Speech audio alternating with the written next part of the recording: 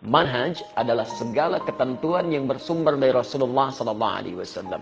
Dan sifatnya terbagi dua. Ada yang ditunjukkan satu dalil dan satu cara saja. Satu dalil, satu cara. Ini menunjukkan bahwa hal dimaksud mudah dilakukan bagi siapapun dan tidak ada alternatif untuk menghindarinya. Karena semua orang bisa melakukannya. Satu dalil, satu cara. Masuk masjid, langkahkan kaki kanan. Hadisnya jelas. Ucapkan Allahumma ftahli abwaaba rahmati. Tidak ada alternatif yang lain. Karena semua orang bisa melakukan yang sama. Keluar, kaki kiri. Tidak ada alternatif yang lain. Tapi yang kedua, ada kemudian hal-hal yang bersifat tanawwu'. Ya, dalil yang sifatnya beragam. Contohnya banyak. Tidak hanya satu cara. Tidak hanya satu cara. Maka ini yang telah kita jelaskan di pertemuan lalu. Sebagai kemudahan yang diberikan oleh syariat Islam. Dicontohkan semuanya oleh Nabi. Karena tidak setiap orang bisa melakukan hal yang sama. Seperti kemarin pernah kita bahas. Bacaan Al-Quran sampai ada 7 riwayat. Bismillah sampai dengan 4 cara. Yang paling menarik bahkan saat akan sujud pun. Bisa Nabi mencontohkan dengan lututnya misalnya. Abu Daud nomor hadis 838 dari Wa'il bin Hujr. Posisi paling kanan sebelah bawah. Kemudian pernah Nabi mencontohkan dengan telapak tangannya ketika akan turun ke sujud. Masih di Abu Daud nomor hadis 841. Posisi paling kiri sebelah atas di kitabnya.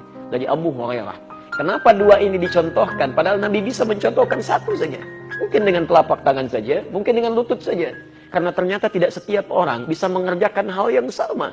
Ada orang yang lututnya bermasalah, dia mau gunakan apa? Karena itu diberikan alternatif oleh Nabi, jika Anda tidak mungkin menggunakan salah satunya, maka silakan gunakan yang lainnya. Bisa sujud dengan telapak tangan duluan, seperti dipilih oleh Syekh Muhammad Nasiruddin Al-Albani, atau bisa menggunakan lutut duluan, seperti dipilih oleh Syekh Ibnul Qayyim Al-Jauziyah. Ini adalah kemudahan-kemudahan yang disebut dengan manhaj.